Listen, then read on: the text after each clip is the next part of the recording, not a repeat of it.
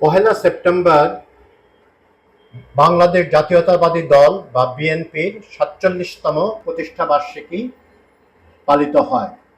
এই দলটি বর্তমানে বাংলাদেশের বেশ কিছুদিন ধরেই বাংলাদেশের সর্ববৃহৎ এবং সবচেয়ে শক্তিশালী রাজনৈতিক দল।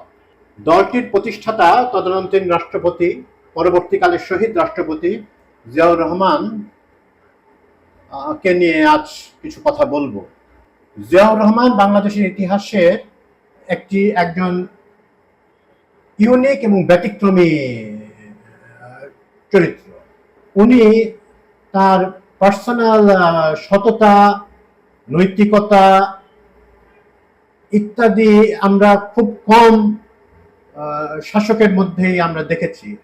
একেবারে যদি বহু বছর আগের থেকে চিন্তা করি, তারপরেও খুবই কম মানুষের ভিতরে এরকম তার যে বিশেষ চারিত্রিক বৈশিষ্ট্যগুলো আমরা লক্ষ্য করেছি। একটা ইউনিক ব্যাপার হচ্ছে, অনেক ইউনিক ব্যাপারের ভিতরে একটি হচ্ছে, সাধারণত মিলিটারি থেকে যারা ক্ষমতায় আসীন হন, ওনারা কোনো কুদেতার মাধ্যমে আসেন, অভ্যুত্থানের মাধ্যমে আসেন, সেনা অভ্যুত্থানের মাধ্যমে আসেন। জিয়াউর রহমান এভাবে আসেননি। উনি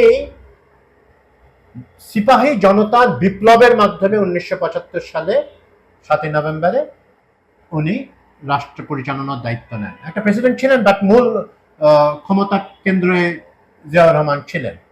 ওই ৭ই নভেম্বর থেকে কিছুদিন লেগেছে ওনাকে প্রতিষ্ঠা করতে, নিজেকে প্রতিষ্ঠিত করতে, কিন্তু ওই দিন থেকে আমরা ধরে নিতে পারি জিয়াউর রহমান বাংলাদেশ রাজনীতির কেন্দ্রীয় চরিত্র হিসেবে এবং শাসক হিসেবে প্রতিষ্ঠিত হন।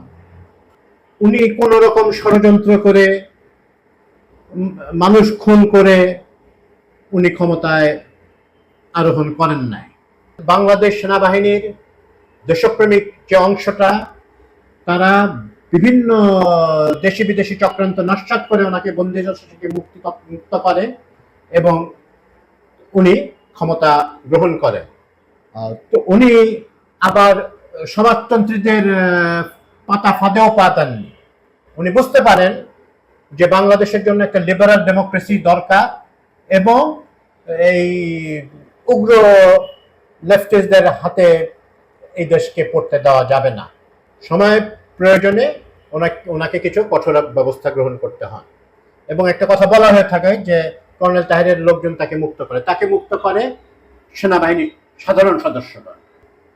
এখানে গণবাহিনীর, জাসদের গণবাহিনীর বা তথাকথিত বিপ্লবী সৈনিক সংস্থা তেমন কোনো ভূমিকা ছিল না।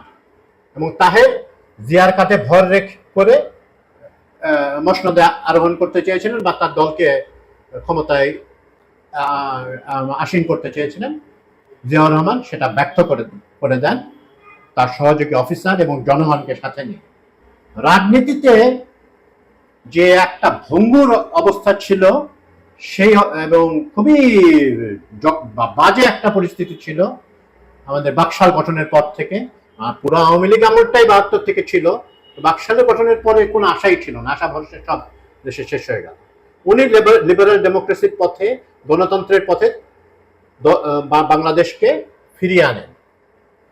উনি ট্রেনের ট্র্যাকে তুলে দেন বাংলাদেশের গণতন্ত্রকে।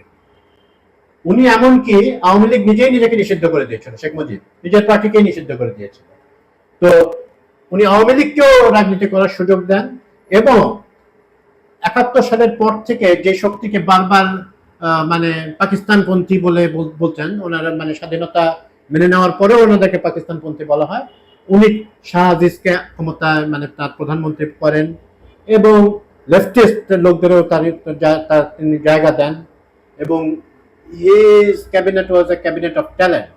তো গণতন্ত্র প্রতিষ্ঠায় বাংলাদেশের যদি এক ব্যক্তির বলতে হয় অবদান, সেই ব্যক্তিটা হচ্ছে শহীদ রাষ্ট্রপতি জিয়াউর রহমান। একজন যদি একজনকে আমাদের সিলেক্ট করতে হয় তাহলে ওনার নামটাই বলতে হয়।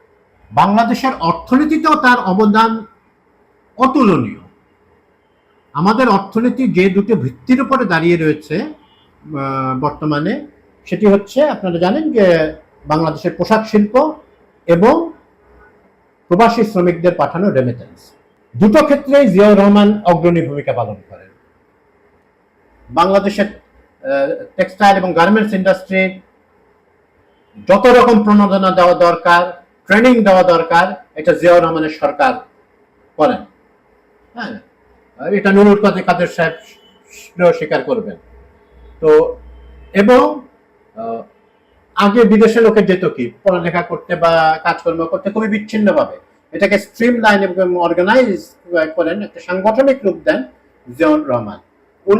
ওনার আমলে মধ্যপ্রাচ্যে মানুষ যাওয়া শুরু করে শ্রমিক হিসেবে, এবং ওনারা মাথার ঘাম পায়ে ফেলে যে ইয়েটা টাকা পয়সা পান সেটা দেশে পাঠান এবং দেশটাকে অর্থনৈতিক টাকা সচল রাখেন।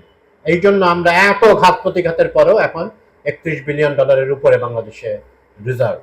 জিয়াউর রহমানকে কৃতিত্ব দিতে হবে, প্রধান কৃতিত্ব দিতে হবে। পররাষ্ট্রনীতির ক্ষেত্রে উনি অত্যন্ত প্র্যাগম্যাটিক ভূমিকা পালন করেন, অত্যন্ত একজন যুক্তিবাদী এবং এবং মানে কূটনীতিতে পারঙ্গম এক ব্যক্তির ভূমিকা উনি পালন করেন। বাংলাদেশ তো আইসোলেটেড ছিল শেখ মুজিবের আমলে। জিয়াউর রহমান বিভিন্ন দেশগুলির সাথে, বিশেষ করে যাকে মুসলিম বিশ্ব বলা হয়ে থাকে, তাদের সাথে, পাশ্চাত্যের সাথে, আগে কি দু একটা মানে ইস্ট ব্লকের কান্ট্রি আর ইন্ডিয়া, এই নেপাল ইত্যাদি, মানে এরাই তো ছিল হ্যাঁ আমাদের বন্ধু রাষ্ট্র। উনি সকল এই বন্ধুত্বের হাতটা প্রসারিত করেন এবং বিভিন্ন জায়গায় ওনার দাওয়াত পেতে থাকেন, এবং বাংলাদেশে বিভিন্ন বিরাট মাপের রাজনৈতিক ব্যক্তিত্বরা আসতে থাকেন। ইয়াসির আরাফাত থেকে আহমেদ সেকুতুরে অনেকেই বাংলাদেশে আসেন। উনিও বিভিন্ন দেশ ভ্রমণ করেন, ইউএনের জন্য উনি ইউএনে যান এবং উনি যে সাক্ষাৎকারগুলো দেন ব্রিলিয়ান্ট। উনি অর্থনৈতিক ক্ষেত্রেও যে খাল কাটার কর্মসূচিটা ভুলে গেলাম, বাংলাদেশের বন্যা প্রতিরোধে উনি তো বেশি দিন আসলে পারেন নাই, পারলে খুব ভালো হতো দেশের জন্য। উনি খাল কাটার কর্মসূচি নেন, আওয়ামী লীগ বলতো তখনও বলতো যে খাল কেটে কুমির আনবেন। এই খাল কাটা কর্মসূচি পূর্ণাঙ্গভাবে বাস্তবায়িত হলে বাংলাদেশের বন্যা সমস্যার অনেক সমাধান হতে পারত। ওনার আইডিয়া ছিল আল থাকবে না, হ্যাঁ, জমির ভিতর যে আল থাকে, বাউন্ডারি ডিমার্কেশন, ওগুলো উনি উঠিয়ে দেওয়ার কথা চিন্তা করেছিলেন। এই আইলটা পুরো বাংলাদেশের হাজার হাজার একর জমি আমাদের হাতে থাকতো উনি যদি বাস্তবায়িত করতে পারতেন। যাকে বাস্তবায়িত হয় নাই, কিন্তু একটা ভিশনারি চিন্তা যে ওনার ভিতর ছিল, এটা নিয়ে তো আর কোনো প্রশ্নের অবকাশ থাকে না। তো বাংলাদেশের গণতন্ত্র, বাংলাদেশের অর্থনীতি এবং একটি চমৎকার পররাষ্ট্রনীতি, এটা জিয়াউর রহমানের আমলে এর বীজ পতিত হয়। জিয়াউর রহমান কোন রকম নতজানু পররাষ্ট্রনীতিতে বিশ্বাসী ছিলেন না। উনি যখন রোহিঙ্গাদের পাঠানো হয় তখন উনি যেভাবে ডিল করেছিলেন সিচুয়েশনটা রিমার্কেবল, এবং ভারতের এখানেও উনি কখনোই নতজানু হন নাই। এই যে কাদের সিদ্দিকী খুব বড় বড় কথা বললেন, হ্যাঁ আমি 9 মাসে ওনার অবদানকে সম্মান জানাচ্ছি, কিন্তু উনি তো দেশের বিরুদ্ধে যুদ্ধ করেছেন। তার বাহিনীর হাতে বাংলাদেশ সেনাবাহিনীর সদস্য এবং বিডিআরের সদস্যরা নিহত হন, ওটাও উনি দমন করেছিলেন জিয়াউর রহমান। এবং এক পর্যায়ে তার কূটনৈতিক সাফল্যের কারণে এবং অনেকটা ইন্দিরা গান্ধীর বদলে মোরারজি দেশাই আসার কারণে এই কাদের বাহিনীকে সব সাপোর্ট দেওয়া বন্ধ করে দেয় ইন্ডিয়া। উনি একজন অসাধারণ এক চরিত্র, এবং ওনার নানা রকম সমালোচনা হবে, যে মানুষ কাজ করে তার সমালোচনা হবে, কিন্তু প্লাস মাইনাস করলে প্লাসটা অনেক বেশি। জিয়াউর রহমানের ওনার বিরুদ্ধে বহু ষড়যন্ত্র হয়েছে, অনেকগুলো কু হয়েছে, উনি সফলভাবে সেগুলো নেগোসিয়েট করেছেন। দুর্ভাগ্যক্রমে উনি শেষ পর্যন্ত ওনাকে নিহত হতে হয়। হ্যাঁ, কিছু মুক্তিযোদ্ধা অফিসার, এই মুক্তিযোদ্ধারা বঞ্চিত, এরকম ধোয়া তুলে লোক তাকে হত্যা করে। এখানে বিদেশি শক্তির ষড়যন্ত্র থাকতে পারে। জেনারেল মঞ্জুরের সাথে তো তার একসময় ভালো সম্পর্ক ছিল। যাই হোক, জেনারেল মঞ্জুর তো গৃহীত চরিত্র হিসেবে থাকবেন। উনি মুক্তিযুদ্ধে যেই অবদানে থাক, অসাধারণ অবদান ছিল। তার পরবর্তীতে একটা প্রেসিডেন্টকে হত্যা করার মাধ্যমে তার সব অবদান নালিফাই হয়ে গেছে। জিয়াউর রহমানকে একটা স্যালুট জানিয়ে আমরা শেষ করছি।